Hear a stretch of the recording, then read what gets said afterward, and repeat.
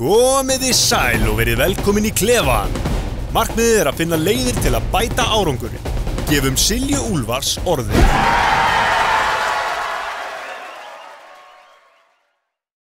Komið sæl, í dag ætlum við að heyra í handboltakonunni Perlu Rut Albertsdóttur. En hún landsliðskona í handbolta og leikmaður á Selfossi einnig. Við ætlum að heyra hvernig hún byrjaði í handbolta 17 ára og í dag í landsliðinu sem að mætir einmitt Ísrael hér heima 9. og 10. apríl.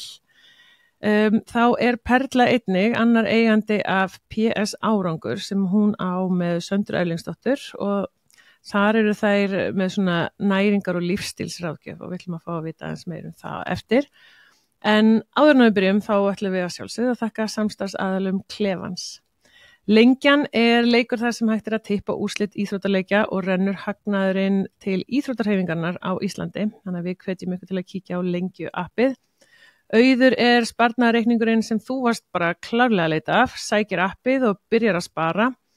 Vextirnir eru frábærir og kíktu bara endilega á auður.is. Powerade stærsti íþróttadrykkurinn á landinu og jafnframt opinber íþróttadrykkur stærstu íþróttaviðbrögð heims. Jú, og Klefans líka.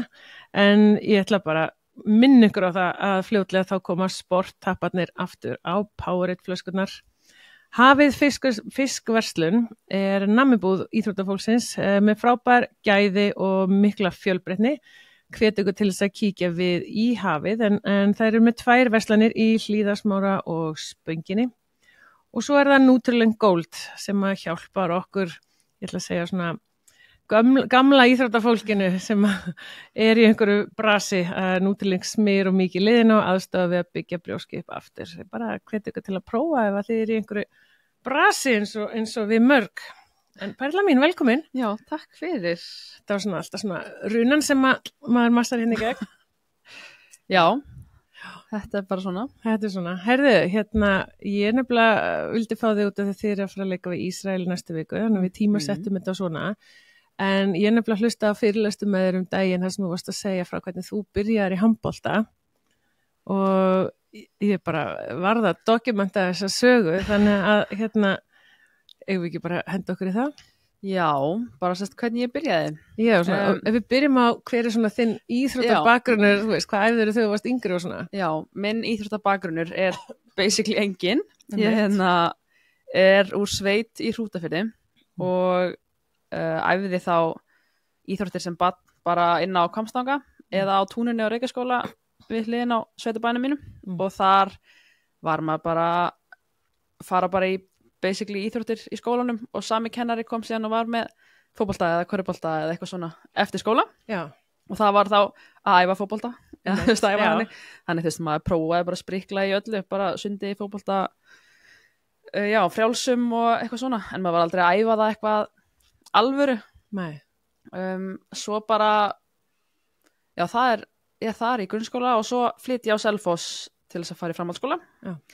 Og ég eitthvað svona að prófa eitthvað þar, ég prófa að fara á frjálsviðdæfingu, fannst það glatað, prófa að fara á crossfit-dæfingu, fann mig ekki og var bara einhvern veginn að reyna að finna mitt sem gekk bröðsulega og var líka bara típiskur unglingur, var bara að djamma og gera bara eitthvað laus úr sveitinni. Og svo bara svo sett fer ég á þjóðhátíð og kynnist manninu mínum sem maðurinn minn í dag, eignast kærasta þar og hann sérst úr risastóri handbolta fjölskyldu. Já, á Selfossi. Á Selfossi. Já. Og þar bara hann og öll systkini hans eru í í handbolta og bara öll ættin og og tekur hann 1 ár cirka að sérst ná mér á fyrstu handboltaæfinguna. Og þetta var þannig að ég þyrfti eiginlega bara að prófa að koma mér inn í þetta ef ég ætla að ná að vera í þessari fjölskyldu. Svona inntökuskilin. Já. Hvað ertu gömul hann? Heyrðu, ég að þetta 17 ára. Já. En ég 17 ára þegar ég fer á fyrsta æfinguna. Já. Og þetta náttúrulega verandi orðin 17 ára þá var maður komin í Harpiks flokk. Já. Og í 3. flokk í handbolta og það bara næst elsti, það elsti flokkurinn og svo kemur meistaraflokkur. Þannig að og Selfossi var ekki, þú veist, þriði flokkur æfði ekki sér, heldur þær æfði með meistaraflokk, þannig að þetta var bara, ég þetta byrja strax að æfa þar, sem var náttúrulega ekki, það var ekki við mitt hæfi sem það, getan þín kannski passaði ekki þar inn, það var svolítið svoleiðis, þannig að við byrjuðum á að Örn fór með mig, bara, hann var sérst húsverður í íþróttahúsinu, þannig að við fórum bara nánast á hverju kvöldi og hann lét mig kasta í vegg hann bara gaf mér bolta og ég átti bara að setjast við vegginn og kasta 30 sinnum með 50 sinnum eitthvað í vegginn sitjandi og svo hnjánum og svo standandi og svo ætti ég að gera þetta aftur þannig ég kastaði mörg 100 sinnum í hérna vegg í viku. Varstu alltaf eitthvað svona ákveði langt frá eða var það misjalt kannski? Nei, þetta var meira bara svona að læra kasthreyfinguna. Þú veist, það er annað að kasta og svo að kasta handbolta, maður er bara meira upp með hendina og svona, þannig að ég náttúrulega kunni það ekki neitt. Þannig að og svo náttúrulega líka ná tökum á harpbuxinu. Það hefur örugglega verið svolítið blöðrur sem fylgdi. Og bara einhvern veginn að hitta þangað sem ætlar að hitta, það er ekkert grín. Þannig að það tók margar vikur af þessu og ég var alveg ég verði að ná öllu strax, sko. Verði að vera góð í öllu strax, en það var ekki staðan.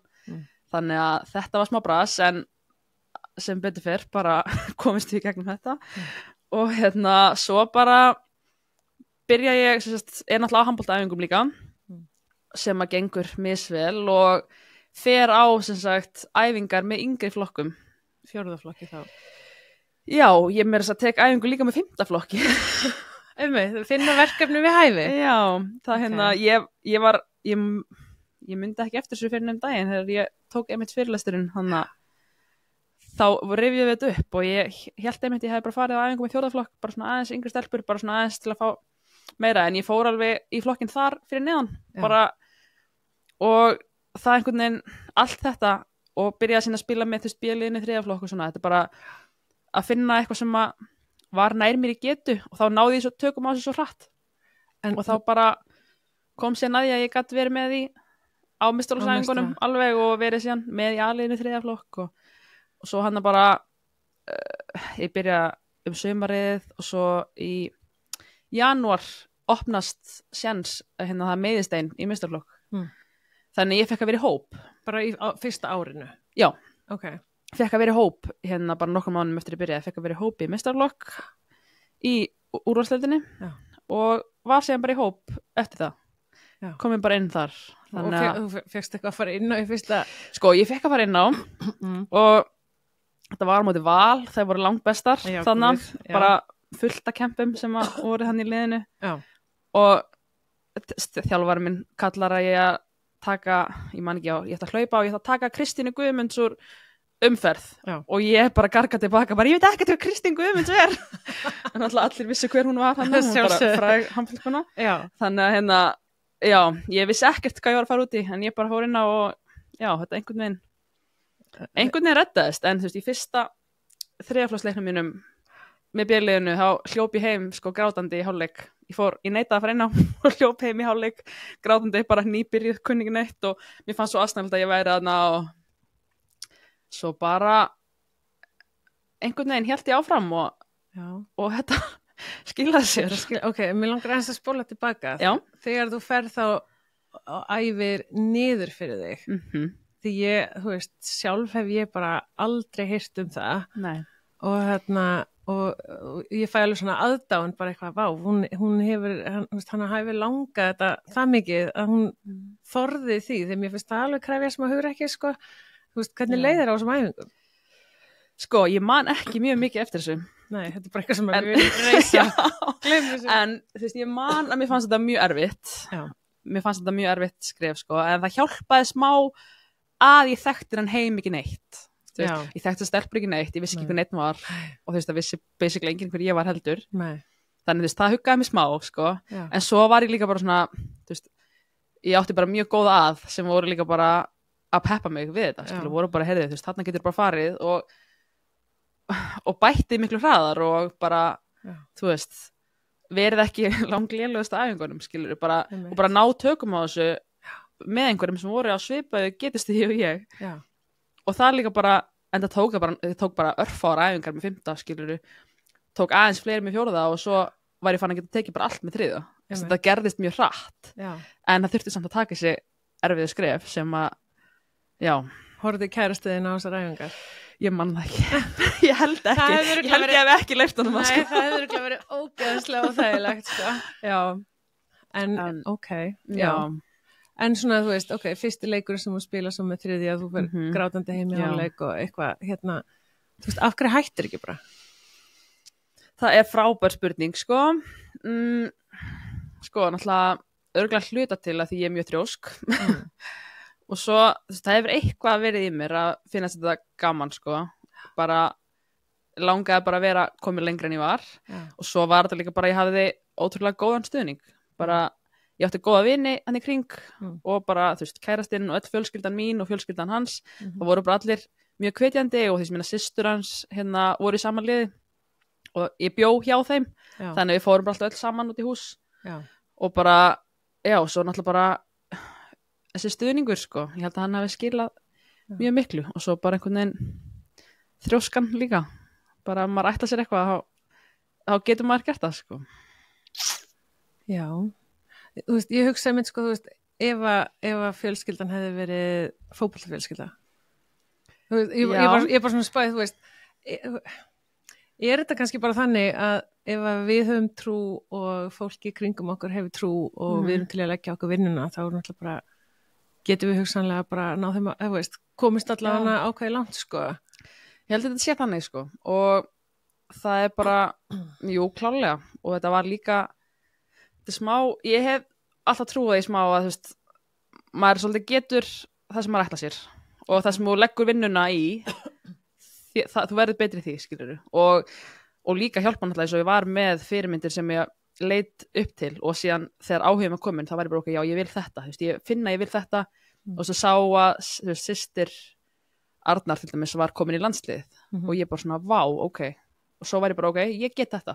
Þú veist, trúði ég kannski ekki, en ég bara, ok, ég ætla mér þangað, skrifaði það á blað og setti henni í skúffu, bara hérna, ég ætla einhvern tímann að vera valin í unglingalandslið og svo einhvern tímann í A-landslið og bara faldi hennar með, mátti enginn sjá hann, en þú veist, og svo gerist það ef maður vinnur að því, skilur. Hvað þurftur þú svona meira að gera, heldur en að kasta bolt í vegg sem var svona áskorun? Sko, fyrst var þetta bara, já, ég byrjaði alltaf bara að æfa og svo þegar síðan kom tímapunktur þar sem ég einmitt var að fylgjast með bara þú veist eins til dæmis systur Arnar og fleirum sem að eins og þegar hún var valin í landsliðið og eitthvað svona og þá kom einhver tímapunktur sem ég hugsaði bara ok, heyrðu, nú ætla ég bara all in þú veist, ég nenni ekki að vera í þessu og vera eitthvað miðlungs bara ég ætla að fara ef ég ætla að gera þetta, ætla ég að gera þetta 100%. Þannig að þá tók ég bara ákvörðun, ég bara hætti að djamma og bara drakka ekki áfengi og ekkert svona.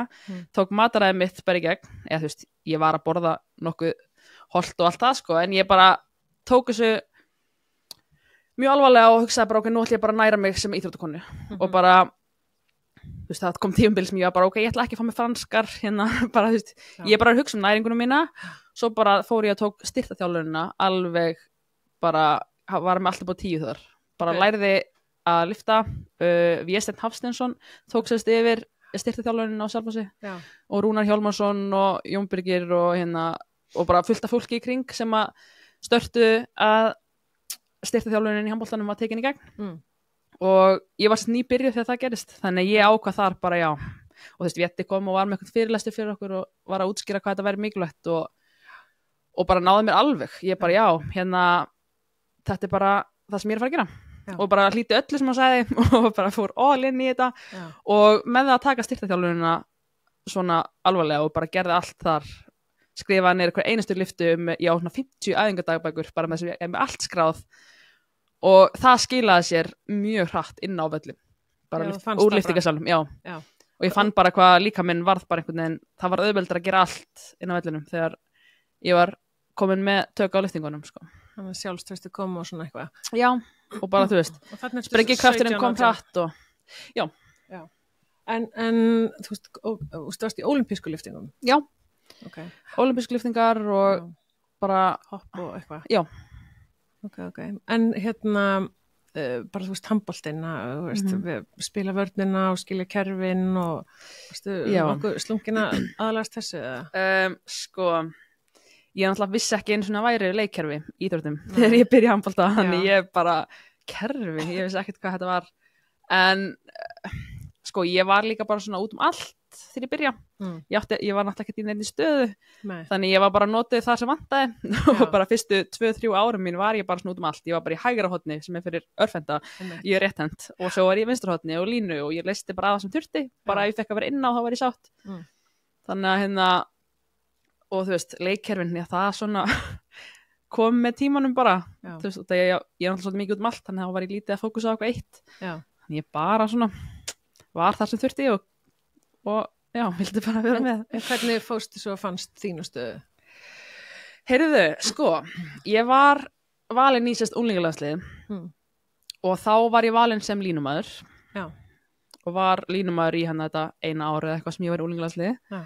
Svo var ég valin í A-landslið og þá var ég valin sem línumæður og það var í eitthvað nokkur verkefni en svo kom fyrsta svona alvöru keppnisverkefni mitt þá vantaði hornamann og landsliðsþjálfarinn hringir í mig bara, heyrðu viltu ekki bara prófa að vera í horni í næsta verkefni og ég bara, jú og svo hefur bara verið það síðan þannig að ég er hornamaður í landsliðinu en spila horn og línu með félagsliðinu mínu með Selfossi þannig þetta er ekki algengt að vera svona en mér er bara gaman að geta gert alls konar. Fyndið að byrja seint og svo er allt í kannski verið mikilvæg í 2 stöðum. Já, það er kannski ekki sjálfsagt. Nei, þetta er, ég segi, þetta er allt frekar furðulegt. Býtu, má ég spyrja hvert gömul í dag? Heyrðu, ég er 28 ára, fædd 96. Já, þú ert búin að æfa handbolta í 10-11 ár. Já. Ok. Áhugavert en þú veist hvað stórmót hefur þá farið með landsliðina á? Heyrðu, sko, ég byrja í landsliðinu 2017 og síðan og það var bara síðan stórmót held ég 2012 eða eitthvað svoleiðis og svo ég er frá 2017 og svo komist við fyrst skipti inn aftur í fyrra, í hittifyrra á HM og þá fengum við boðsmiða fyrir góðan árangur inn á HM.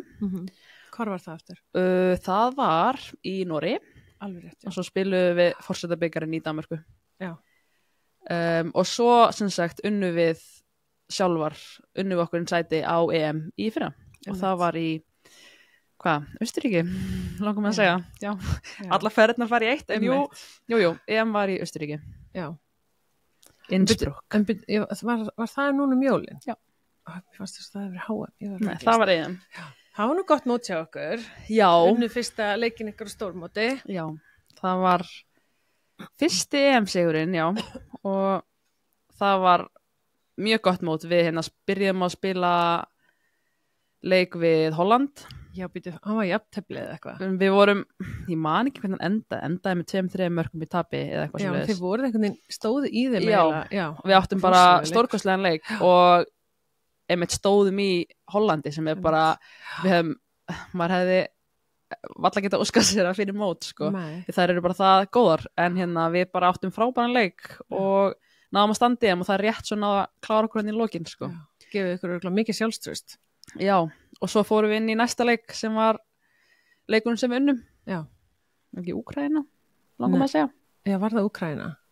Var ekki Grænland eða eitthvað? Nei, ég held að það var Úkraína. Já, jú það var Úkraína. Já, og unnum þær bara samferðandi. Já, mjög. Fyrsti sigurinn okkar og það var bara geggjað.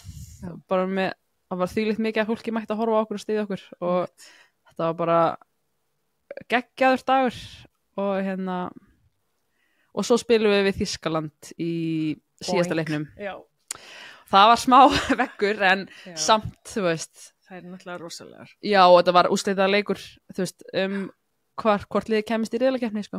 Vá, þú sagði hvað nálætti. Já, þannig að, og þær náttúrulega voru bara, sýndu hversu sterkarar eru, þær eru bara með heimsklassa leik með einhver einstu stöðu og kláruðu þetta smá strax, sko, en svo náðu að koma okkur aftur inn í leikin og svona, og náðum að sýna margt fínt í þessum leik en þær eru bara skrefa undan okkur en samt er ég að skrefa hjá okkur með að við sísta ár þannig að já, gott mót í heldina. Já, mjög. Hvernig er svona umgjörðin í kringu landsliðið? Hvernig er svona, þú veist bara svona þessi landsliðsverkefni, hvaða vél fer að stað í kringum þetta allt? Já, það er víð spurning. Vá, við skulum taka sem dæmi við ætlum svo að ræða, við erum að fara að keppa við Ísrael 9. og 10. apríl þú veist hvernig er þá vikan hjá okkur, þú veist þetta er leikur hvað, 50. og 1. dag, eða ekki? Jú, við byrjum það er umferð í Ólisteildinni, síðast umferðin á sem sagt 50 degi vikuna undan og svo hittum við strax í hádeginu daginn eftir leik og þá er bara landsliðið byrjað og þá er bara svona recovery dagur við bara hittumst, það er æfing það er matur og fundur og svo er alvöru æfing á laugardegi fáum frí held ég á sunnudeginum og það sem allar bara hugsa sig sjálfar og svo er bara mánudagur, þriðjudagur 2 góðar æfingar, leikur eða sérst fundur, matur og leikur á miðvikudegi og 5. Þetta er mjög stutt verkefni en já, alls konar að gera. Æfiði, þú veist, þegar þið komum svona saman, æfiði þá bara einu sinni á dag? Það er eiginlega alltaf styrkur fyrir partinn með hirti. Já, byggafla það ekki? Jú, byggafla ekki. Alltaf styrkur fyrir partinn og svo er handbolti í setjapart. Ok. Oftast þannig. Og einhver hádegismæti það í miðinu eða þið bara sjáum það saman? Það er misjamt, stundum er sameiginlegt en við síðan erum alltaf fyrir mikið á saffran og borðum þegar við erum í landsliðinu. En svona vídeofundir og eitthvað? Já, það er venjulega bara tökum vídeofund og svo beint inn á æfingu. Já, bara alla dagana? Sumadaga. Það fyrir eftir hvernig verkefni er. Eins og núna verður örugglega meira það að það verði smá vídeo og svo inn á æfingu. En eins og síðasta verkefni það var bara æfingaverkefni og þá tókum við bara einu sinni vídeo eða eitthvað. Ok, þannig að núna er, þú veist, leikur á 5. degi og aftur á 1. degi. Já, miðvikudag 5. degi, já. Já, leikirnir eru klukkan 19:30 sagði ég, þú veist, þannig eins og á 1. degi, þú veist, það er væntanlega bara svona eiginlega recovery æfing en samt eitthvað skerpa fyrir kvöldið. Já, fyrir leikinn. Já, þú veist, eins og seinni leikurinn. Já. Og þetta er bara back to back, sko, 2 dagar í röð. Já, þá er náttúrulega bara, veist, á leikdögum, þá tökum við styrk fyrir partinn, tökum svona fyrirleiksæfingu. Já, ok, þið gerir það líka þegar að keppa? Já, tek alltaf morgunin þá? Já, tökum fyrir partinn, smá liftingar, styrtaræfingu, bara svona explosivt, hratt, bara hálftíma æfingu cirka og svo er, þú veist, matur og það er misjafnt hvort að fundurinn var, þú veist, deginum áður eða á leikdegi. Eins og þegar við erum úti þá er alltaf fundur áleikti en það er aðeins misjafnt og það eftir að koma í ljós hvernig þetta er nákvæmlega núna en þetta er svona alltaf sirka sama formúlan og svo bara leikurinn kvöldi. Ok, og talandum Ísrael, hvernig leggast þessi leikir í ykkur? Heyrðu, bara mjög vel þetta er náttúrulega bara spennandi að fara inn í 2 leiki á heimavalli sem að og bara sigurinn kemst á HM.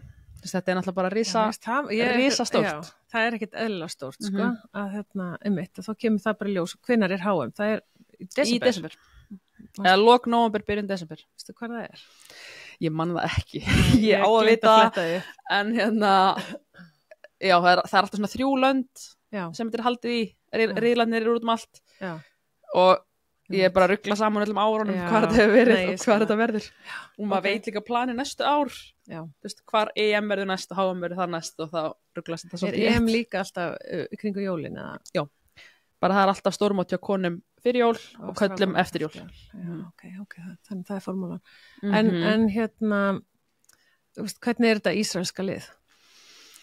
Sko, ef ég er bara alveg hreinskilin, þá man ég ekki hvernig þær eru. Við spilum við þær 2022. Þær eru,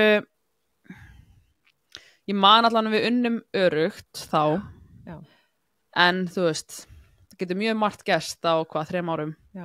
Þannig að þetta er, ég bara vona, ég held eins og venjulega, ég held að fókusin verður mikið á okkur og þegar við hefum tekið mjög mörgum stórum skrefum på síkastegi, þannig að ef við náum fram okkar leik þá ættum við að vera betri lið heldur en þær eru. Já. En við þurfum líka að mæta og sýna okkar sanna andlit til þess að það verði staðan. Já.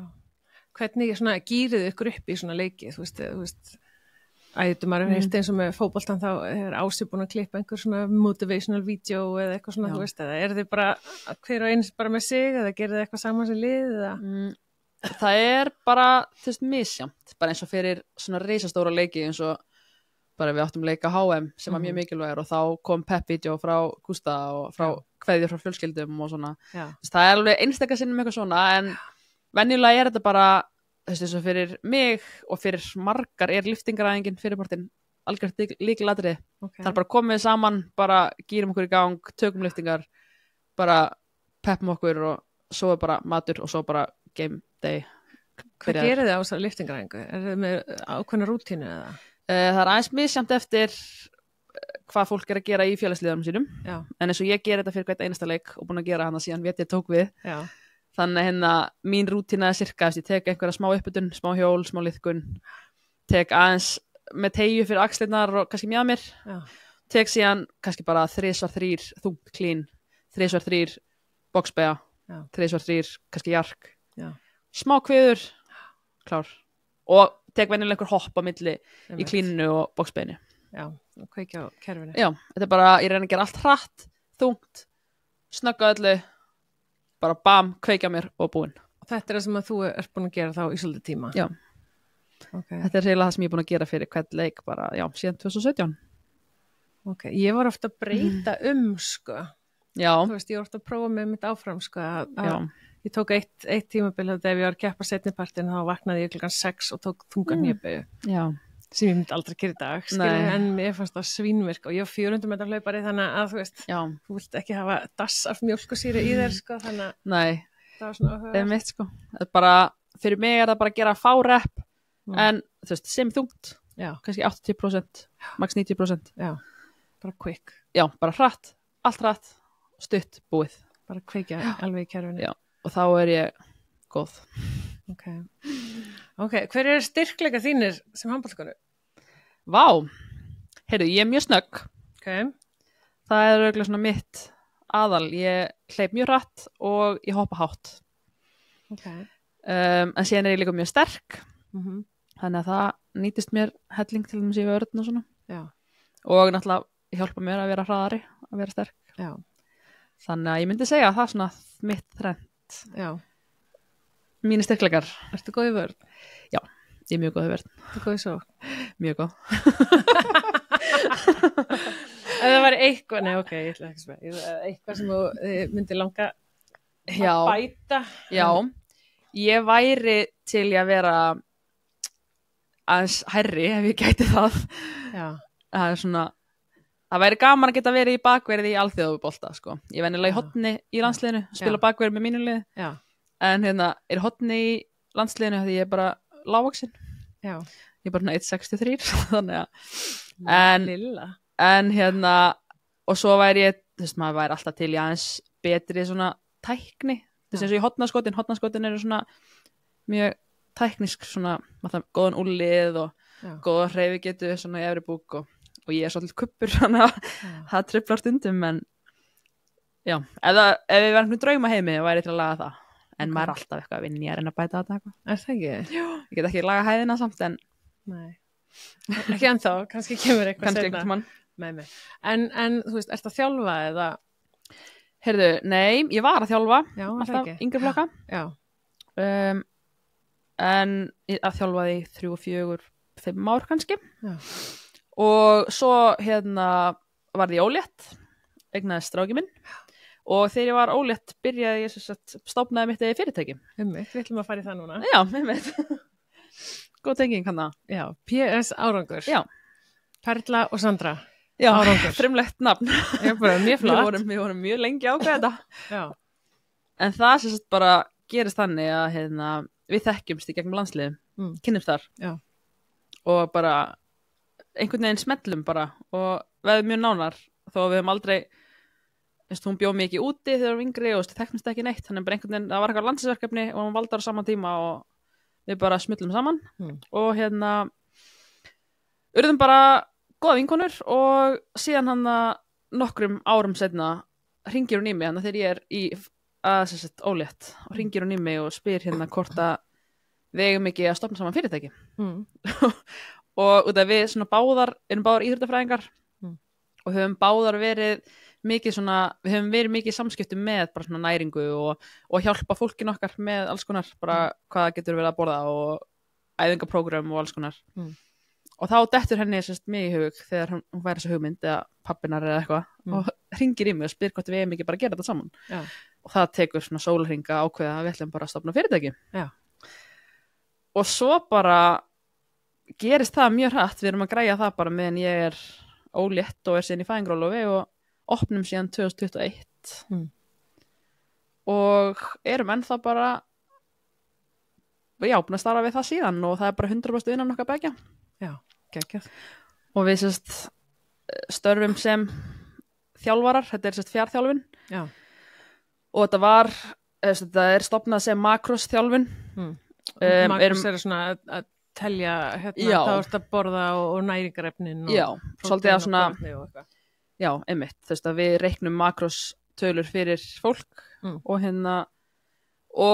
erum síðan ráðgjöf og þjálfun í 8 vikur þar sem við svona hjálpum til við hvað þetta að gera og bæta og svona í rútínu og mataræðinu Þannig að þið eru bara í samskipti við fólk þetta 8 vikna prósess Já, og þetta orðið mjög mikið svona, eins og segja, næringar og lífstílsráðgjöf hjá okkur. Við erum, makróstölunar eru, eitthvað sem allir fá, eða allavega eins og staðan núna. Við erum með alls konar í plönum sem að kemur einhvern tímann bráðum, en eins og staðan núna þá það svona aðalnámskeið sem við erum með og þá það svona, við förum með einstaklingnum í gegnum næringuna og förum í alls konar í kringum lífstilin, rútínan, hreyfingin, svefnin, bara allt þetta basic sem að líkaminn þarf og náttúrulega næringin náttúrulega stórt hlutverk, spila stórt hlutverk í því öllu. Þannig að við erum að fara mjög vítt með kúnunum okkar í gegnum allt sem geti hjálpað að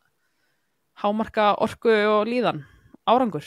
Ok, og hvað það svona helsta sem að þið finnst fólk vera svona kannski að klikka á eða eitthvað slags? Gæti gert betur. Það mjög oft sem bara grunnatriðin og aðalatriðin eru hunsuð. Eins og hvað? Bara eins og að sofa. Ég veit ekkert leiðilegra. Ekkert leiðilegra en að sofa. Bara eins og bara að sofa nóg, að borða alvöru mat og nóg af honum og að drekka vatn og fara í göngutúr, hreyfa sig. Bara þetta bara margt sem að fólk bara ekki að gera. Fólk bara, það mjög algengt að fólk sé að borða allt og lítið og borðar þá kannski á mjög skrýtnum tímum og borðar þá kannski mikið magn á einhverjum tímum og allt og lítið við daginn og líka minn alltaf bara einhvern veginn nær aldrei að líða almennilega vel og svo taka ég bara einhver fæðibótarefni sem að eiga að vera fat burner og eitthvað sem á að hjálpa þeim að ná árangri og svo og svo sofa þau kannski í 6 tíma eða 5 tíma og bara ég skil ekki okkur, ég ekki að ná árangri maður bara svona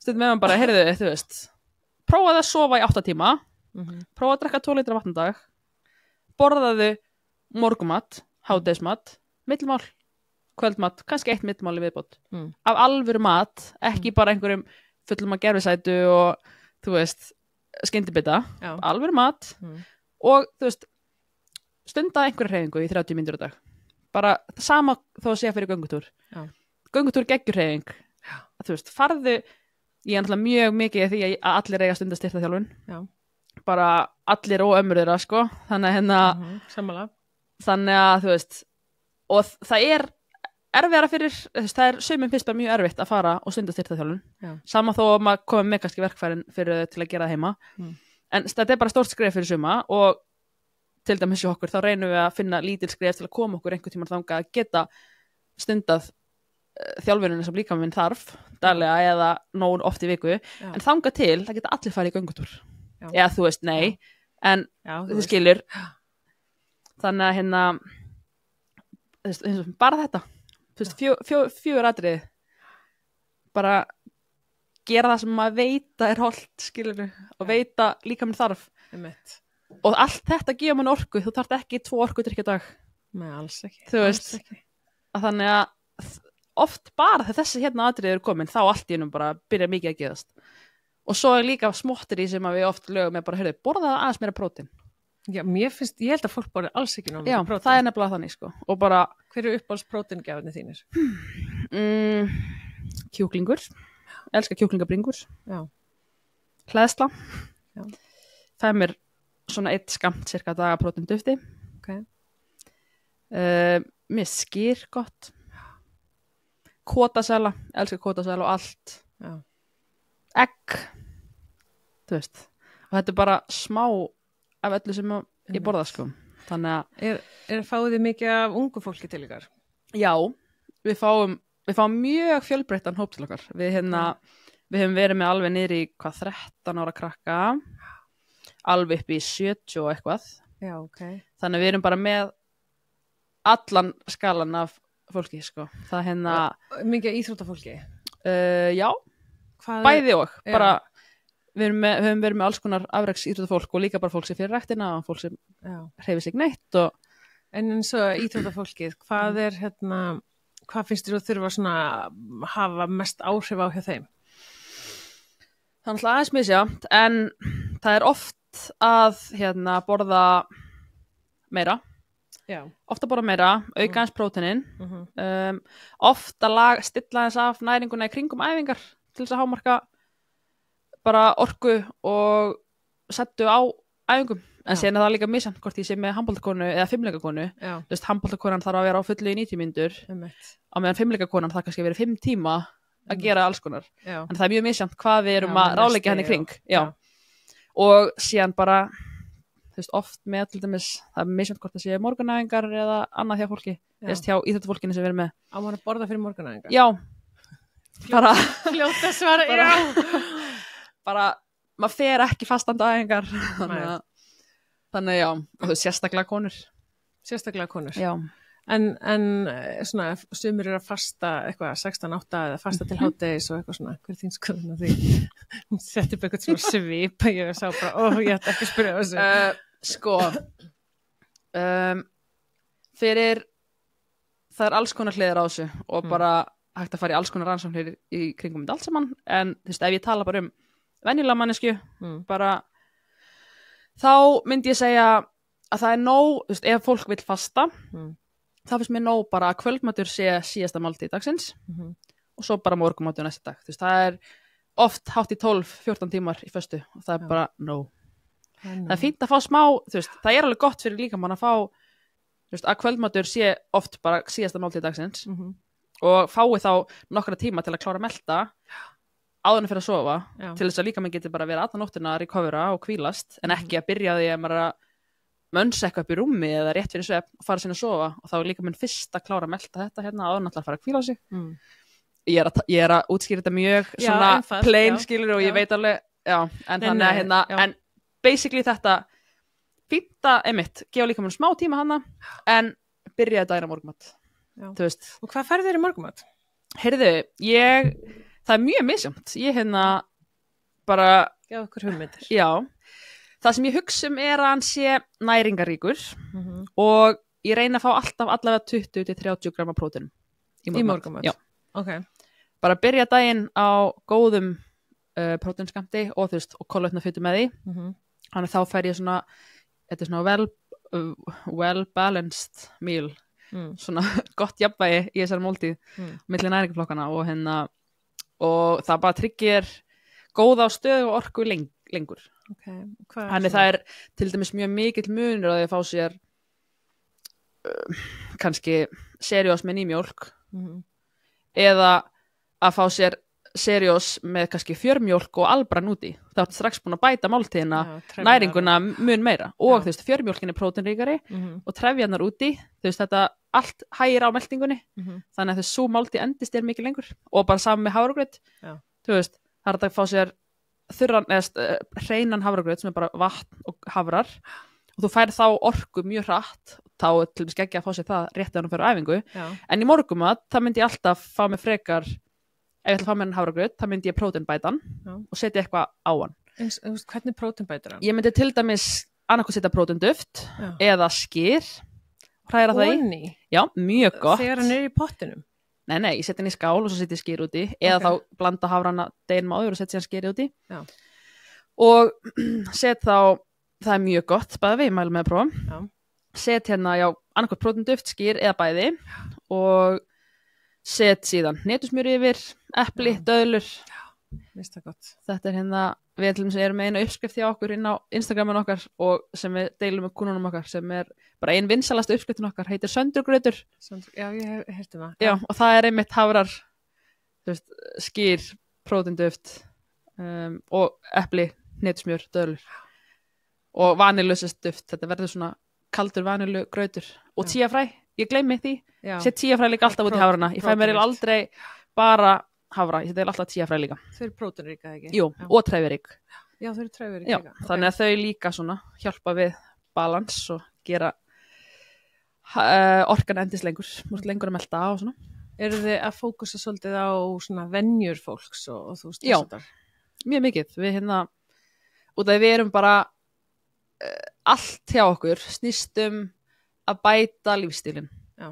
Það er ekki tilnægt í okkur sem heitir átak eða eitthvað tímabundið dæmi út af fólk kannski græðir á því í mjög stuttan tíma en við viljum bara líta á þetta sem miklu stærri heild og mikilvægri tíma í lífi fólks heldur en bara einhverjar stuttar 8 vikur. Það klárast bara 0-1.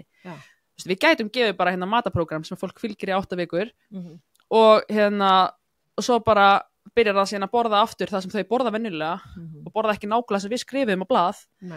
Og þá fer það bara sama farið aftur. Við erum miklu frekar að láta fólk skoða hvað þau eru að gera og hvernig þau geta síðan bætt það. Hvað þau geta gert, hvaða litlu skref þau geta tekið sem verða síðan til þess að lífstílinn bætist hægt og rólega og þetta verður svona að einni stóri heild en ekki bara og þá er líka mikilvægt að byrja ekki allt og stórt og ætlar að bara breyta öllu þegar þú byrjar að telja makrós og svo er bara ef þú veist ekki hvað þú ert að gera, það veist ekki hvað þú ert að breyta. Og það er óþarfa líka að breyta því sem er að virka, skilur. Þannig að byrjaðu það, við byrjum mjög oft með það, að við byrjum að sjá hvað fólk er að gera, hvernig dagana líti út, hvernig venninir eru, bla bla bla. Eru þið þá bara að fylla út, Já. Þið eru ekki með app eða eitthvað svoleiðis? Nei, sko, við erum með skjal sem er hérna, sem við höfum samskiptið fólki í. Og þar, fyllir fólki næringuna sína daglega, bara makróstölunar sem þau eru að borða á svona. En síðan erum við sko með verkefni á hverju einni viku og þau eru sett upp með tilgangi hverju viku. Fyrsta vikan erum við bara svolítið að svona láta fólk aðeins byrja að spá í þessu og svona og næsta vikan það förum við hvernig er morgunrútinaðinn og næsta það förum við meira, við bara við erum með alls konar svona rútinu verkefni og síðan erum við með ákveðna punkta sem við viljum fara yfir með hverjum einum og misjant eftir hver einstaklingur er, hvað við förum yfir en allt snýst þetta að við lærum smá rútinunni af fólki og finnum auðveldar leiðir fyrir þau til þess að bæta hana og svo byrjar sáboltið að rúlla og þau verða að koma með annan lífstíl í hendurnar eða bara aðeins bættan lífstíl með það sem voru að gera. Er þetta bara 8 vikur eða eru þið með svo eitthvað svona framhalds? Eða? Já, sko, þetta er 8 vikur að lágmarki til að byrja með. Það er fyrsta skrefið. Já, og bara allir sem byrja í þjálfun hjá okkur, þeir hérna byrja á viku 1 í skjalinn okkar. Út af því að eins og segja, öll verkefnin og allt. Þetta er planað allt til þess að við náum bara að fá allar upplýsingar sem við viljum fá til þess að hjálpa einstaklingum sem best. Og það byrja allir á viku 1 saman þó þau hafi talið makrós sjálf eða einhverstur annars staðar whatever. Bara það byrja allir hjá okkur á viku 1 í okkar efni og klára allavega 8 vikur og svo ræður fólk hvað er lengi. Og þegar það hefur verið hjá okkur áður þá getur alltaf komið aftur og byrja bara aftur þess sem við voru. Og við erum komið með fólk alveg upp í vikur 160 og 70 sem hafa verið hjá okkur bara mjög lengi. Þannig að það er bara og það er oftast svona 60-70% af hópanum sem byrja sem halda áfram. þannig það miklu hærri prósent af þeim sem að taka fleiri vikur heldur en af þeim sem að hætti eftir 8. Þannig að það mjög skemmtilegt og þú veist, þetta búið að og svo við náttúrulega búin að vera að þróa þetta mikið síðan við byrjum og endalaust af nýjum hugmyndum og nýjum pælingum og eins og segja, fullt af nýju sem við erum að fara að starta núna. Vorum til dæmis bara í gær að opna fyrir hérna svona viðtalstíma við okkur. Já, við höfum aldrei verið með það áður, við höfum bara ekki haft tíman í það því það hefur bara verið það tróðið hjá okkur alltaf. Já. En við viljum koma því inn núna, því það oft hægt að vera svo mikið á einu samtali. Já. Þannig að allir sem eru hjá okkur eða hafa verið hjá okkur, þeir geta þá keypt núna viðtalstíma við okkur, þar sem við bara getum tekið fund og spjallað, saman hvort það sé í síma eða í kameru. Já, þannig að við erum bara endalaust að þróa þetta og stækka og þetta bara mjög gaman hvað þetta gengur ennþá vel hjá okkur. Og ykkur finnst þetta skemmtilegt að vinna svona með fólki? Já, bara mjög og þetta var svona, við vorum byrjaðar að vera að hjálpa svona vinum og svona áður en við byrjuðum, þannig að þetta var svo fullkomna skrefi fyrir okkur báðar að taka. Já. Og við meina núna við erum farið að halda fyrirlestra og þetta bara svona þetta bara akkurat það sem við höfum að vera að gera held ég og passar fullkomlega með handboltanum. Þannig að já, nákvæmlega. Og hún alltaf býr erlendis. Já, og síðan erum við báðar með börn. Já. Hún var eignast strák í síðast sumar og minn 4 ára, þannig að við getum, þetta rúlar ótrúlega vel hjá okkur, bara skiptumst á því að þarf og þannig að þetta bara, En út af því þú talar eins morgunrútína, hvernig þín morgunrútína? Heyrðu, ég bara vakna venjulega svona 7, 7:30 og við bara fjölskyldan dúllumst eitthvað heima, komum okkur bara af staði daginn, fáum okkur öll morgunmat saman, oftast. Við spilum alltaf, það bara eitthvað, við bara tökum alltaf spil, morgunmatnum og svo komum við bara strákum á leikskólan 8:30. Svo kem ég heim, tek allavega svona klukkuttíma með vinnu og ef það lyftingaræðin kemur fyrirbrættin þá fer ég á lyfti eftir svona klukkuttíma, svona 10 Annars bara vinn ég til hádegis, borða eitthvað gott og vinn svo aftur til 3 og sækja það á leikskólan. Rútína. Og svo bara boltaæðing seinnipartinn. Þannig að rútínan er góð. Ok, þannig að það Ísrael 9. og 10. Eins og þá það í Ásvöllum. Eða ég aðeins heyrt að út að þetta Ísrael, þá spurning hvort það veri áhorfundir eða ekki. Það veri áhugavert að vita. Já, það við einmitt leikmenn höfum lítið svona heyrt þetta og lítið verið að spá í þessu, eða þú veist þannig, við HSI bara að sjá þetta og við leikmenn erum bara að hugsa að spila þessa leiki og vera komast að HM því sigurvegarinn bara kemst að HM, þannig að það bara það eina sem við erum að hugsa og þetta einmitt smá flókið út af þessu Ísraels dæmi, en þetta var einmitt við það voru ákveðni leikmenn í liðinu sem fengu skilaboð bara þegar það var dregið. Fengum skilaboð, vorum taggaðir í myndbönd á Instagram sem að þessir leikmenn væri að styðja Ísrael og eitthvað blaða því við ætlum að spila þessa leiki. Og bara tökkuði í ljót vídeo af stríðs ástandi. Þannig að eins og segi, við bara við leikmenn erum bara að hugsa leikinn, við ætlum bara að mæta klárar og spila handbolta, koma Íslandi á HM og svo HSI að sjá rest. Já. Heyrðu, einhver loka orð? Heyrðu, bara nú fyrir ég að hugsa allt. Bara kannski fyrir, þú veist, yngri kynslóðina sem að ef einhver heyrir þetta að það aldrei of seint að byrja. Og þú veist, maður getur það sem maður ætlar sér að gera, sko.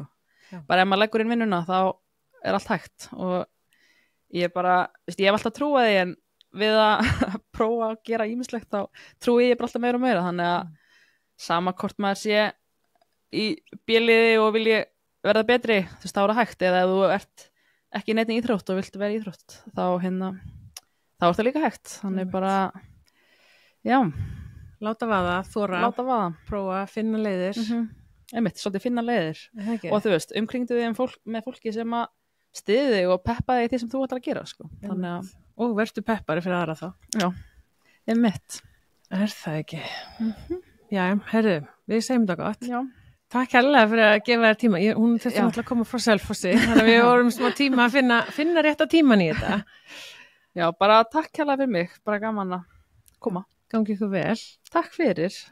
Sjáumst mögulega á leiknum. Já, ég vona að ég fá að koma inn. Herðu, en við þökkum samstagsaðalum kærlega fyrir. Lengjan hafi fiskverslun Nutrileng, Powerade og Auður. Bara áfram Ísland. Áfram Ísland. Takk fyrir að hlusta og gangiði vel að elta þín markmið. Klefinn með Silju Úlfars.